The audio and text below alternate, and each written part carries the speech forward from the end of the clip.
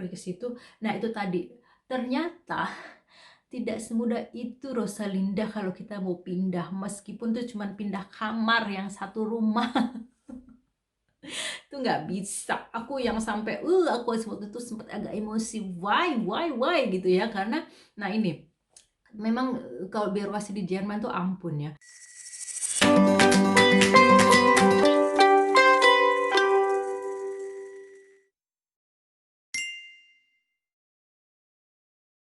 Setelah program bahasa aku selesai, aku pindah ke kota lain untuk memulai hidup baru. Hidup baru sebagai mahasiswa, dan itu aku pindah ke kota lain, kotanya lebih kecil, dan itu aku karena aku eh, program mahasiswa internasional ya istilahnya ya. Aku kan waktu itu program master, dan aku ambil ambil programku lebih ke banyak bahasa Inggris. Ya bagaimanapun aku belum fasih banget lah gitu omongan Jermannya, walaupun sudah digodok selama 6 bulan itu. Tapi emang dari awal itu termasuk ini sih, termasuk juga salah satu apa namanya, dengan DAAD nanti dari awal ada rincian gitu-gitu ya. Jadi aku terus tapi ini aku nyari sendiri. Sebentar, kayaknya enggak deh, kayaknya DAAD yang di awal-awal itu, ya DAAD kalau nggak salah. Jadi DAAD juga udah bilang ke universitas, ke kampus gitu ya, bahwa akan ada mahasiswa dari yang program DAAD, dan kayaknya kemudian itu nanti kampusnya yang kemudian nyari apa namanya, ngasih jatah gitu ya, ngasih jatah untuk mahasiswa DAAD kalau nggak salah begitu. Jadi aku waktu itu nggak nyari juga, nggak nyari waktu di awal ya, aku nggak nyari kamar, aku nggak nyari ruang apa namanya, tempat tinggal untuk aku tinggali waktu waktu jadi mahasiswa itu. Jadi awal aku pindah kota, kemudian udah dapet bahwa aku akan tinggal di asrama mahasiswa A gitu ya. Nah tapi itu pun aku nggak betah. Aku kemudian nggak betah. Tapi ini agak, kalau yang pertama aku berhasil dengan mudahnya pindah. Yang waktu di asrama mahasiswa ini ternyata tidak semudah itu, karena aku tidak lagi kemudian negosiasinya ke DAAD waktu aku mau pindah. Jadi aku negosiasinya langsung ke si asrama mahasiswa ini. Jadi biasanya ya di satu kota yang ada kampusnya, yang ada universitasnya, mereka pasti akan ada juga yang si kampus ini pasti akan punya juga asrama mahasiswa, atau kalau di bahasa Jermannya itu Studentenwohnung atau Studentenhaus. Dan ini macam-macam. Aku dapet apa namanya, asrama mahasiswa internasional yang biasanya sih kalau mahasiswa-mahasiswa Jerman mereka lebih sukanya itu tadi yang nyari WG, jadi sesama ya mereka mandiri kan ya, nggak masalah juga mereka udah orang sini. Buat mereka cari-cari kos-kosan gampang aja, nggak usah. Dan itu biasanya waiting listnya lama ya kalau kita mau ngajuin mau tinggal di asrama mahasiswa. Jadi asrama mahasiswa ini biasanya harganya sedikit lebih murah dari kalau kita misalnya nyewa di WG. Karena itu tadi asrama mahasiswa ini biasanya masih berafiliasi ke kampus, mungkin milik kampus ya, tapi punya badan hukum sendiri gitu, punya lembaga lembaga sendiri yang kemudian berafiliasi ke kampus. Dan itu macam-macam. Di kampusku kalau nggak salah ada 3 atau lebih asrama mahasiswa ya. Dan asrama mahasiswa pertama yang aku tinggali itu bentuknya rumah. Jadi nggak banyak kamarnya, itu kalau nggak salah rumah 2 tingkat gitu ya. Rumahnya gede, tapi yang nggak segede kalau asrama mahasiswa yang kemudian aku pindah lagi ya. Asrama mahasiswa lain yang biasanya itu bangunan yang dibangun khusus untuk asrama mahasiswa, jadi banyak kamar-kamar gitu, kayak misalnya barak tentara atau apa gitu. Nah jadi yang kamar yang aku tinggali pertama di asrama mahasiswa, aku kan kuliah 2 tahun ya, jadi aku kalau nggak salah 3 bulan pertama itu ya yang tinggal di rumah itu di asrama mahasiswa tapi rumah. Nah jadi di bulan-bulan pertama itu aku tinggal di asrama mahasiswa bentuknya rumah, dan itu nggak banyak, kalau nggak salah 6 atau 8 kamar gitu, dan itu dua lantai kan ya, jadi share. Jadi di lantai satu dapur, atau cuman satu dapur di atas sih, aku agak-agak lupa karena udah lama. Jadi tetap kita share dapur sama kamar mandinya dua, di atas satu di bawah satu, tapi dapurnya cuma satu kalau nggak salah.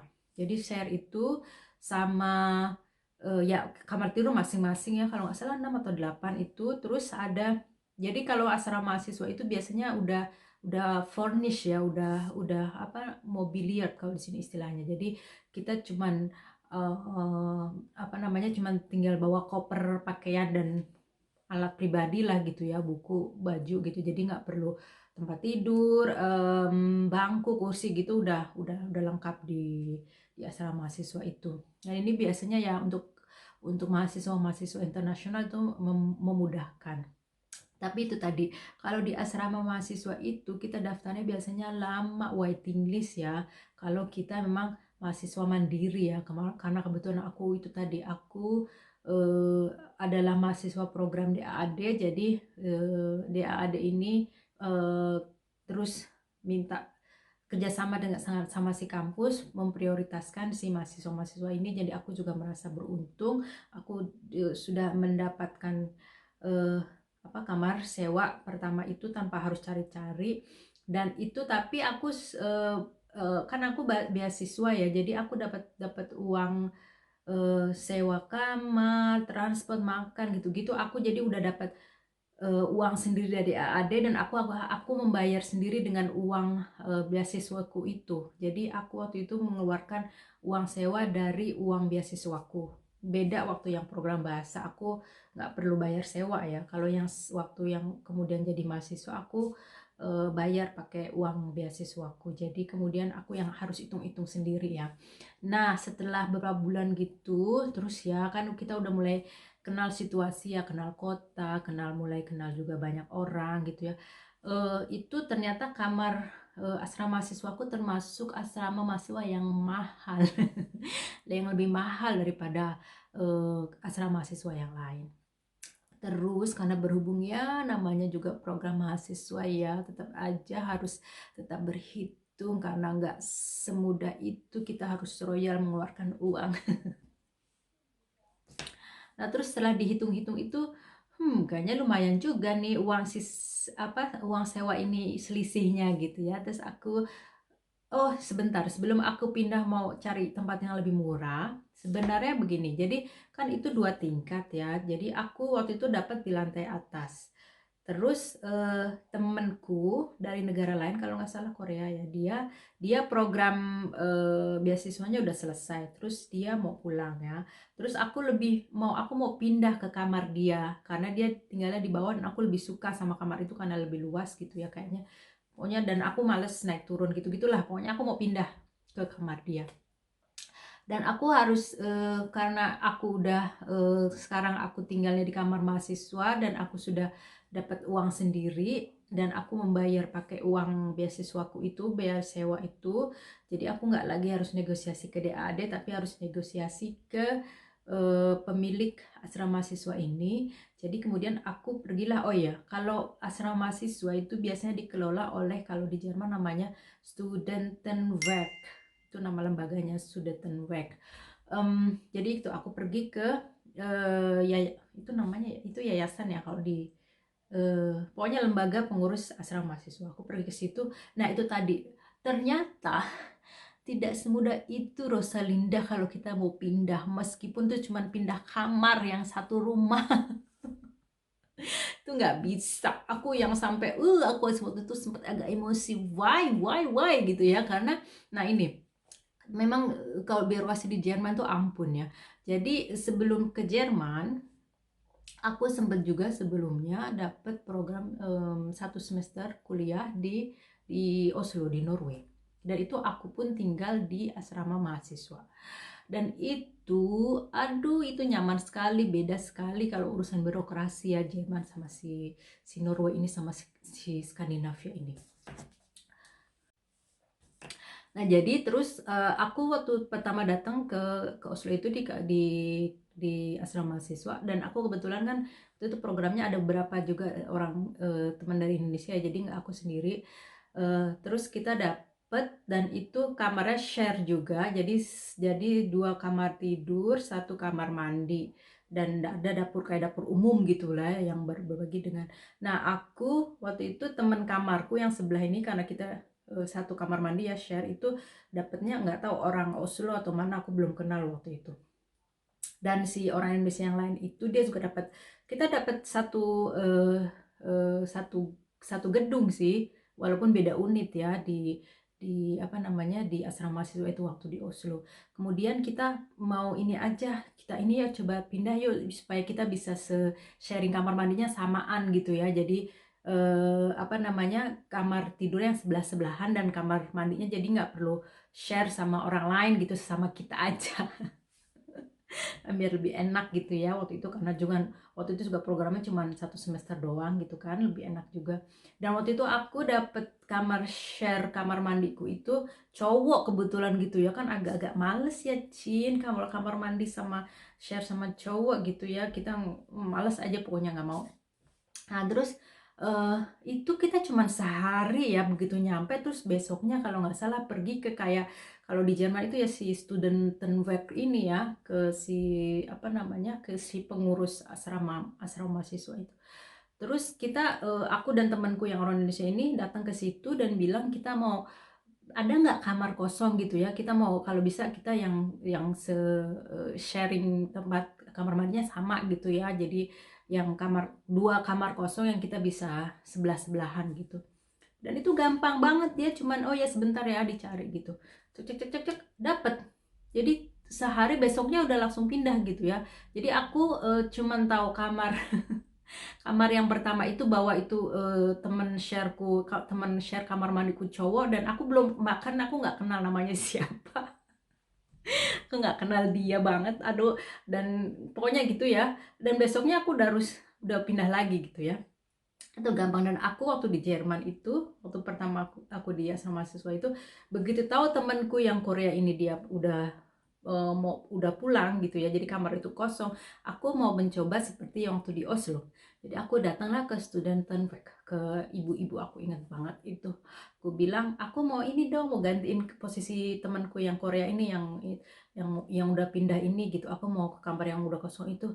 Dia bilang nggak bisa. Perjanjiannya nggak begitu. Jadi kalau kamu mau pindah itu, kamu 3 bulan sebelumnya harus melden, harus bilang gitu ya, harus daftar gitu bahwa kamu mau pindah. Aku bilang hebat, aku bilang gitu ya. Tidak semudah itu. Padahal aku tahu itu kamar itu udah kamar itu kosong gitu ya. Karena dia akan udah selamat tinggal gitu, udah mau balik lagi ke apa, aku bahkan bantuin dia packing segala macam. Nah, aku udah bilang aku udah naksir kamarmu nih, aku nanti gantinya. Iya, dan aku pergi ke student itu dengan si temanku yang Korea ini, berdua sama dia, sampai dia juga ikut, nggak heran gitu ya dengan kebijakan itu. Ya udah, akhirnya aku nggak dapet. Aku sebenarnya bersyukur juga sih nggak dapet itu, karena emang bagaimanapun ternyata sewa kamarnya itu lebih mahal dari asrama mahasiswa lain. Nah, terus tapi si ibu itu bilang kalau kamu mau pindah dari kamar lamamu itu oke, tapi kamu pertama harus daftar 3 bulan sebelumnya, dan nanti tergantung lihatnya kamu akan dapat di mana gitu ya. Oke, jadi aku nggak mau tinggal lagi, aku mau pindah, aku nggak mau lagi nempatin kamar lamaku itu. Aku kemudian 3 bulan kemudian memutus kontrak. Jadi 3 bulan sebelum kita pindah, kita harus kontrak baru. Jadi nggak, jadi kalau misalnya kita tinggal nanti misalnya sampai Desember ya, jadi bulan Oktober itu udah harus memutus kontrak bahwa kita cuma mau tinggal sampai bulan Desember. Itu jadi oke. Kemudian aku memutus kontrak itu 3 bulan sebelumnya, dan kemudian daftar untuk kamar baru di entah di mana nanti akan dapatnya ya. Nah, oke, kemudian setelah sorry. Oke, kemudian 3 bulan sebelum 3 bulan itu aku udah dapat kabar, dapat surat. Biasa kalau di Jerman itu pasti kalau ada apa-apa surat ya, surat yang diantar oleh Pak Pos atau Bu Pos atau Mbak Pos, karena ya mereka tukang pos pengantar surat itu masih bersepeda sampai sekarang pun. Dan itu biasanya jadi pekerjaan si mahasiswa-mahasiswa atau pelajar gitu yang masih ya untuk pekerjaan-pekerjaan sampingan. Jadi bersepeda mengantarkan pos dan koran atau majalah. Nah, aku dapat kabar ya aku akan pindah ke asrama mahasiswa lain yang memang yang itu terkenal murah banget di kota tempat aku jadi mahasiswa itu. Tapi murah memang. Jadi tapi pertama dia agak jauh. Tapi nggak apa-apa, nggak problem karena kalau mahasiswa di Jerman itu kita biasanya bayar yang namanya semester tiket, dan semester tiket itu termasuk uang transport. Jadi kita nggak perlu beli tiket kalau naik bis atau naik kereta ya, semester tiket itu. Nah, menurutku waktu itu jadi no problem, agak jauh dari kampus karena toh naik bis waktu itu berapa menit ya kalau mau ke kampus dari situ. Aku gratis gitu, aku punya free tiket ya sebagai mahasiswa. Jadi aku ambil itu lebih murah dan lebih rame karena itu, dan itu lucu gitu ya, kamarnya itu dibangun dari apa itu kontainer, apa sih kalau yang bekas-bekas kontainer ya, jadi bener-bener kamar tidur tuh cuman kotak-kotak gitu yang disusun dan dibangun jadi untuk asrama mahasiswa. Terus ada satu dapur gede, jadi kamar tidurnya kalau nggak salah 20 ya untuk satu dapur ya. Em, Terus ada kamar mandinya untuk cowok, untuk cewek dipisah. Jadi ramai banget dan itu murah. Dan itu ya gitulah unik karena itu tadi kamar, jadi ukuran ukuran inilah kontainer itu ya, agak panjang gitu tempat tidurnya, dan itu ya tetap kalau asrama mahasiswa itu udah furnish, udah lengkap, kita hanya perlu bawa baju sama perlengkapan pribadi ya. Dan itu single bed, terus ada tempat apa namanya kursi, ada meja gitu ya, dan ada wastafel di dalamnya kalau karena kita berbagi share kamar mandi di luar sama. Jadi kalau mau mandi itu kadang kita harus apa kalau nggak duluan jadi harus sabar menanti yang lain atau kita jatuh. Aku sih biasa dan ini sebenarnya biasanya kalau mandi itu malam ya, malam sebelum, jadi kalau pagi itu tinggal gosok gigi. Ini biasa banget sebenarnya. Jadi itu aku dapat asrama mahasiswa yang murah meriah dan rame banget. Itu pengalamannya. Nah terus di akhir-akhir menjelang kuliahku udah mau selesai, aku tinggal nulis tesis kan, terus aku putus ya karena aku pengen juga balik pulang dulu ke Indonesia, mudik untuk ya sebelum nulis tesis itu ya pulang, terus juga sekaligus nyari-nyari bahan gitu ya. Jadi aku nggak pokoknya nanti aja lah, setelah itu tinggalnya di mana gitu aku mau mikir nanti aja. Jadi aku putus, terus aku pulang ke Indonesia. Dan ya sebelumnya juga kebetulan aku udah mulai kencan kenal sama mantan pacar yang sekarang jadi suami. Em, Ya udah ya, dia juga waktu itu masih mahasiswa statusnya ya. eh tapi dia udah juga lagi nulis nulis tugas akhir, dan dia tinggal waktu itu. Oh ini nanti nanti juga ada istilah unik unik biasanya yang dipakai kalau di Jerman itu ya. Tapi nanti aja aku bahasnya. Udah, jadi aku setelah di akhir-akhir kuliah itu aku putus kontrak di asrama mahasiswa itu. Terus aku nanti aja lah, aku mikir setelah mudik itu aku nanti akan cari, karena aku udah pokoknya nanti kalau misalnya aku balik lagi ke Jerman ya gampang gitulah cari-cari tempat tinggal. Aku udah tahu ininya. Udah tahu celahnya untuk mencari tempat tinggal, apalagi waktu itu aku tinggal di kota kecil kan ya. Jadi itu. Nah terus balik dari Indonesia aku terus cari-cari ya kan kita udah kenal ya, udah mahasiswa-mahasiswa lain yang tinggal di asrama gitu ya. Biasanya juga kalau di asrama mahasiswa itu ada kayak info, apa itu istilahnya, namanya Schwarzbrett, papan hitam gitu ya, kalau diterjemahin secara harfiahnya, tempat nulis info mencari misalnya penyewa kamar, karena misalnya si mahasiswa penyewa kamar yang aslinya itu dia itu tadi dia mau berlibur lah atau apa atau pulang gitu ya, jadi kamarnya kosong. Dan itu gampang biasanya, informasi-informasi itu kita carinya gampang. Nanya lah ke mahasiswa yang lagi dia di Jerman atau apalah gitu ya, pokoknya akan biasanya kan ada dapat aja informasi itu. Nah, terus jadinya aku juga atau aku nyari-nyari info itu, aku mau cari ke kos-kosan sementara gitu ya, sampai aku selesai nulis tesis. Jadi 3 bulan kalau nggak salah gitu ya, aku itu lagi kayak waktu di Köln aku menjadi penyewa pengganti untuk VG. Nah, kalau yang habis balik dari Indonesia itu aku menjadi penyewa eh, pengganti dari mahasiswa yang lagi dia berlibur. Jadi aku mengulang lagi sejarah sebagai penyewa cadangan, penyewa pengganti. Nah, itu terus sampai selesai. Oh ya, tadi aku sempat sebut aku sudah mulai mengenal kencan dengan seorang laki-laki. Dia itu tadinya ya dia mahasiswa waktu itu statusnya, tapi udah selesai juga. Jadi lagi nulis master Arbeit, diplom waktu itu sebenarnya. Diplom itu agak-agak sama master, tapi beda, nantilah cerita detailnya. Terus dia balik tinggal lagi sama mamanya, tinggal di rumah emaknya gitu ya. Nah, sebenarnya kalau di Jerman itu anak-anak mulai umur dia kalau udah selesai sekolah gitu ya, udah mulai magang, mulai kerja, mulai kuliah, itu biasanya dia pergi keluar dari rumah ya. Jadi mandiri gitu ya. eh tapi ya ada juga sih yang kemudian tetap tinggal sama orang tuanya, dan itu biasanya ada istilahnya yang suka dipakai, itu disebut. Bersambung ke episode berikutnya ya Cin, biar nggak kepanjangan. Ingat durasi. Jangan lupa subscribe dan lonceng.